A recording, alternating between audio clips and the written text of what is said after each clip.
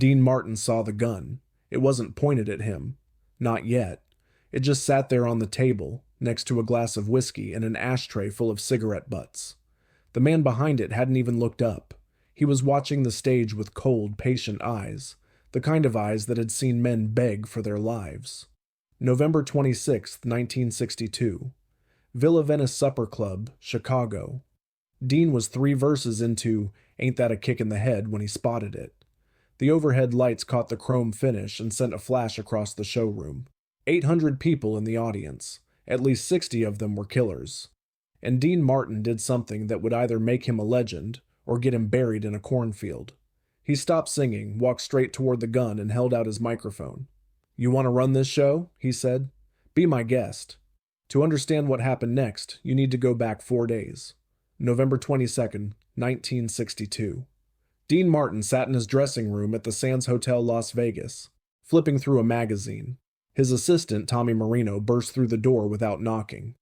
"Dean, we got a problem." Dean didn't look up. "We always got a problem, Tommy. That's why I pay you." "This is different." Tommy closed the door and lowered his voice. "There's a guy outside. Says he's from Chicago. Says Sam Giancana wants to see you." Now Dean looked up. Sam Giancana, the boss of the Chicago outfit, the man who had allegedly helped fix the 1960 presidential election, the man who shared a mistress with President Kennedy, the man who was currently furious at Frank Sinatra for failing to keep the Justice Department off his back. "What does he want?" Dean asked. "The guy won't say. Just says Mr. Giancana requests your presence in Chicago, something about a club opening." Dean went back to his magazine. "Tell him I'm busy." Tommy's face went pale. "Dean, you can't just—" "I'm not telling Giancana anything. I'm telling his errand boy. There's a difference." Dean turned a page. "If Sam wants to talk to me, he knows where I am. I don't do summons." Tommy stood there, frozen. "Dean, this is Sam Giancana. You know what he does to people who—" "I know exactly what he does." Dean finally met Tommy's eyes. "I grew up in Steubenville, remember? I was dealing cards for the Cleveland mob when I was 16. I know these guys better than they know themselves." He smiled, but there was no warmth in it. "And I know that the second you run when they snap their fingers, they own you forever. So no, I don't run." Tommy left to deliver the message. He was shaking. The next morning, Frank Sinatra called. "What the hell did you do?" Frank's voice was tight. "I got a call from Johnny Roselli. He says Giancana's pissed. Says you disrespected his messenger." Dean was eating breakfast, the phone tucked between his ear and shoulder. "I didn't disrespect anyone. I just said I was busy." "That is disrespect, Dean. To these guys, that's the same as spitting in his face." "Then maybe he should come talk to me himself instead of sending goons to my dressing room." Frank was silent for a moment. When he spoke again, his voice was lower. "Dean, listen to me. Sam wants us to perform at his new club, the Villa Venice. It's a command performance. You, me, Sammy. 1 week, no pay. That's the deal." "No pay?" Dean laughed. "Frank, I make 50 grand a week. You want me to work for free because some gangster snaps his fingers?" "It's not about the money, and you know it. Sam's making a point. The Kennedys screwed him over. He blames me for that. This is his way of reminding us who really runs things." Dean put down his fork. "And you're okay with that?" "I don't have a choice, Dean. Neither do you." Frank paused. "Just do this. 1 week, then it's over." Dean stared at his eggs. "I'll think about it." "Don't think too long. Sam's not a patient man." Tommy came into Dean's dressing room before the evening show. His hands were shaking. "Dean, I need to tell you something. You look like you've seen a ghost. Worse." Tommy sat down heavily. "I talked to a guy who works at the Tropicana. He says Giancana's been asking questions about you. Where you eat, where you golf, what time you leave the hotel. Dean, that's surveillance. That's what they do before they—" "Before they what?" Dean was adjusting his bow tie in the mirror. Tommy couldn't say the word. He didn't have to. Dean turned around. "Tommy, let me tell you something about these guys. They respect 2 things, money and balls. I've got plenty of both. If I crawl to Chicago with my tail between my legs, I'm finished. They'll own me for the rest of my life. Every time they want something, they'll snap their fingers and expect me to jump. But if they kill you, they're not going to kill me." Dean smiled. "I'm worth more to them alive. I pack houses. I draw high rollers. Dead, I'm just a headline. Alive, I'm a money machine. He straightened his jacket. Oh, besides, I've already decided. I'm going to Chicago. Tommy blinked. You are? Frank asked me to, and I'd do anything for Frank. Dean headed for the door. But I'm going on my terms, not theirs. November 25th, 1962. Dean, Frank, and Sammy Davis Jr. flew into Chicago on Frank's private plane. A fleet of black Cadillacs met them at the airport. Sammy was nervous. He kept fidgeting with his cufflinks. I don't like this, Frank. I got a bad feeling. Relax, Frank said. We do the shows, we smile, we go home. Simple. Simple? Sammy lowered his voice. There's going to be more made guys in that audience than at a mob funeral. What if one of them decides he doesn't like my jokes? Dean put a hand on Sammy's shoulder. Then you tell better jokes. Sammy didn't laugh. The Villa Venice was a palace of bad taste. Gondolas floated through artificial canals outside. Inside, chandeliers dripped crystal over 800 seats. 2 blocks away, a Quonset hut housed an illegal casino, the real reason Giancana had built this place. They did a rehearsal that afternoon. The showroom was empty except for a few cleaning staff. But Dean noticed something. Frank, look at the front 3 rows. Frank looked. Every seat had a reserved sign. That's 60 seats, Dean said. Who reserves 60 seats? Frank's jaw tightened. Sam's bringing his crew, all of them. Every capo in Chicago? Every capo, every underboss.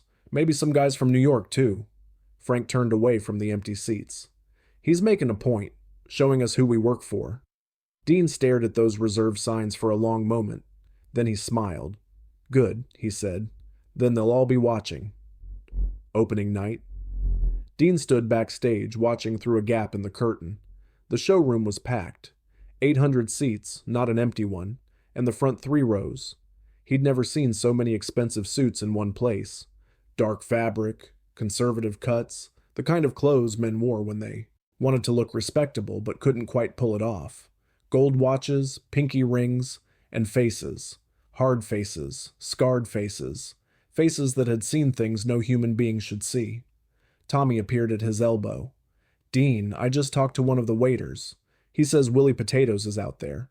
Marshall Cafano, Jimmy the Monk, Felix Milwaukee Phil. His voice cracked. These are the guys who make other mobsters nervous. Good crowd, Dean said. Dean, this isn't funny. Who's laughing? Dean adjusted his bow tie. I see 60 guys who paid nothing to watch me perform. That means I owe them nothing. No fear, no respect, nothing. He smiled at Tommy. I'm going to give them the show of their lives, and if any of them has a problem with that, they can come up here and tell me themselves. Eddie Fisher went on first. Then Sammy. The crowd loved Sammy. Even mobsters couldn't resist his energy, his talent, his absolute commitment to entertainment. Then it was Dean's turn. He walked out to thunderous applause. The spotlight hit him, warm and familiar. He grabbed the microphone and surveyed the room. How did all these people get in my room? He drawled. Laughter, even from the front rows. Dean signaled the orchestra. They launched into Ain't That a Kick in the Head.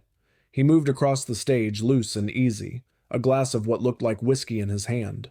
The crowd was with him. For a few minutes, everything was perfect. Then he saw the gun, front row, center. A thick-necked man in a charcoal suit sat with his legs spread wide, taking up more space than he'd paid for. His name was Vincenzo Caruso, a capo from the South Side, known for 2 things: making money and having a temper that scared even other mobsters. And on the table in front of him, next to his drink, sat a chrome-plated .45. Dean kept singing, but his eyes stayed on that gun. Caruso wasn't even looking at it.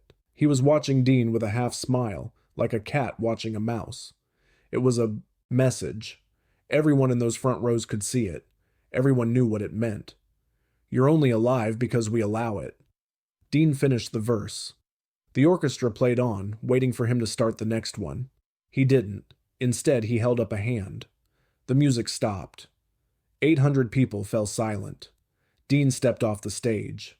He walked down the center aisle, past the regular customers who had paid good money for their seats, past the high rollers and the tourists and the couples on dates. He walked until he was standing directly in front of Vincenzo Caruso's table. The gun was 6 inches from his hand. Nice piece, Dean said, loud enough for the whole room to hear. You bring that for the show, or are you expecting trouble? Caruso's smile flickered. This wasn't how it was supposed to go. The singer was supposed to be scared. The singer was supposed to pretend he hadn't seen anything. Just a precaution, Caruso said. A precaution. Dean nodded slowly. He looked at the gun, then back at Caruso. Tell you what, you look like a man who knows what he wants. So let me ask you something. He held out the microphone. You want to run this show? Be my guest. The room went dead silent. Not a cough. Not a whisper. 800 people holding their breath. Caruso stared at the microphone like it was a snake. What? You heard me. Dean's voice was calm, almost friendly. You obviously think you can do this better than me. You brought your own props and everything. He nodded at the gun. So go ahead, take the mic. Show us what you've got. 5 seconds passed, then 10. Caruso didn't move. He couldn't. If he took the microphone, he'd look like a fool, a gangster trying to be an entertainer. If he refused, he'd look weak, backing down from a singer. And if he went for the gun, Dean was betting everything on what happened next. He was betting that even Vincenzo Caruso wasn't crazy enough to shoot a man in front of 800 witnesses. He was betting that the mob valued money over pride, and dead entertainers didn't fill showrooms. 15 seconds. Then Caruso laughed. It wasn't a warm laugh. It was cold, calculating. But it was a laugh. You got balls, Martin, he said. I'll give you that. Dean smiled. That's what my wife keeps telling me. He pulled back the microphone. Now, if you don't mind, I've got a show to finish. Unless you want to do a duet? More laughter from the room. This time it was real. The release of tension, the relief of the audience realizing they weren't about to witness a murder. Caruso picked up his gun and slid it inside his jacket. Maybe next time. I'll hold you to that. Dean turned and walked back to the stage. Behind him, he could hear scattered applause building into something bigger. By the time he reached the spotlight, the whole room was on its feet. He grabbed the microphone stand and grinned at the audience. Now where were we? Ah, yes. Ain't that a kick in the head? He signaled the orchestra. From the top, boys, and this time let's give our friend in the front row something to remember. After the show, Dean was in his dressing room, loosening his bow tie, when someone knocked. Come in. The door opened. Vincenzo Caruso stood there, alone. Tommy jumped up from his chair. Dean, it's okay, Tommy. Give us a minute. Tommy looked like he was about to argue, but something in Dean's eyes stopped him. He left, closing the door behind him. Caruso stepped inside. Without the showroom lights, he looked older, tired, human. Drink? Dean asked. Whiskey. Neat. Dean poured 2 glasses and handed one over. They stood there for a moment, 2 men from completely different worlds, holding identical drinks. That was stupid, Caruso said finally. What you did out there, walking up to me like that. You know what I could have done? Shot me, probably. Probably. Caruso took a sip. So why did you do it? Dean sat down and gestured, for Caruso to do the same. You ever hear of a town called Steubenville? Ohio? Yeah, Little Chicago, they used to call it. That's where I grew up. Dean swirled his whiskey. I was dealing blackjack for the Cleveland boys when I was 16, running numbers, delivering bootleg liquor. I even boxed for a while, bare knuckles because I couldn't afford tape. He looked up. I know your world, Vincenzo. I came from it. Caruso studied him with new eyes. I didn't know that. Most people don't. And you know what I learned in Steubenville? I learned that the second you show fear, you're finished. These guys, your guys, they smell weakness like sharks smell blood.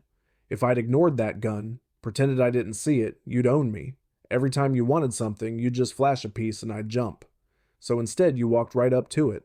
I took away your power. Dean smiled. A gun's only scary if people are afraid of it. The second I made a joke out of it, it was just a hunk of metal. Caruso was quiet for a long moment, then he laughed. A real laugh this time, not the cold one from the showroom. You know something, Martin? Most guys in your position, they'd have pissed their pants. They'd have finished the show and gotten out of town as fast as possible. But you walked up to me like you owned the place. I did own the place. Dean finished his drink. For 2 hours, that stage was mine. Not Sam's, not yours. Mine. You want to run things outside? Fine. But when I'm performing, I'm the boss. That's the deal. Caruso stood up. He reached into his jacket, Dean didn't flinch, and pulled out a business card. You ever need anything in Chicago, you call me? Dean took the card. Appreciate it. And Dean? Caruso paused at the door. Next time you want to make a point, maybe give a guy a little warning first. I almost shot you on instinct. Wouldn't have been as good a story. Caruso shook his head, still smiling. You're either the bravest man I ever met or the craziest. Probably both, Dean said. The door closed. 20 minutes later, Frank Sinatra burst into the dressing room. What the hell was that? Frank was pacing, running his hands through his hair. You walked up to Vincenzo Caruso, with his gun sitting right there, and you offered him the microphone? Are you out of your goddamn mind? Dean was calmly pouring himself another drink. It worked out. It worked out? Dean, he could have killed you. He's killed people for less. A lot less. But he didn't. Dean looked up at his friend. Frank, you know why these guys respect you? It's not because you're scared of them. It's because you're not. You treat them like equals. That's what I did tonight. Frank stopped pacing. That's different. I've known these guys for years. I've built relationships. And now I have too. Dean held up Caruso's business card. Vincenzo and I had a nice chat after the show. We understand each other. Frank stared at the card, then at Dean, then back at the card. You're unbelievable. That's what my wife keeps telling me. Frank finally laughed. It was a reluctant laugh, but it was genuine. You know what, Dean? You're either the bravest guy I know or the dumbest. I can't figure out which. Dean smiled. Probably both. The Villa Venice engagement lasted a week. Dean, Frank, and Sammy performed every night to packed houses. The FBI estimated that Giancana's casino operation brought in $3 million during those 7 days. But something had changed. Word spread through the underworld like wildfire. Dean Martin had stood up to one of Chicago's most feared capos and walked away with the man's respect. He hadn't begged. He hadn't apologized. He'd offered the guy his microphone and told him to take over if he didn't like the show. Years later, when people asked Dean about that night, he always shrugged it off. I just didn't want him ruining my performance, he'd say. A guy puts a gun on the table. Everybody's looking at the gun instead of me. Bad for business. But the people who were there knew better. They'd witnessed something rare. A man who wasn't afraid of anything. Not the gun, not the gangster, not the 60 killers in the front rows. Sammy Davis Jr. talked about it for years. Frank was the leader, he'd say. He was the one who brought us together, the one who made the deals. But Dean? Dean was the one who'd die for you. He proved it that night. He stood between me and a room full of guys who could have killed us all, and he didn't flinch. The Villa Venice burned down in 1967. Giancana was shot in his basement in 1975, cooking sausages for a guest who was never identified. Vincenzo Caruso disappeared in 1971. Some say he's buried under a parking lot in Cicero. But that night in November 1962 became legend. The night Dean Martin took a mobster's gun and turned it into a punchline. The night he proved that cool wasn't an easy act. It was who he was. 5 seconds of silence, a microphone held out like a challenge, and 5 words that defined a career. You want to run this show? That's the king of cool.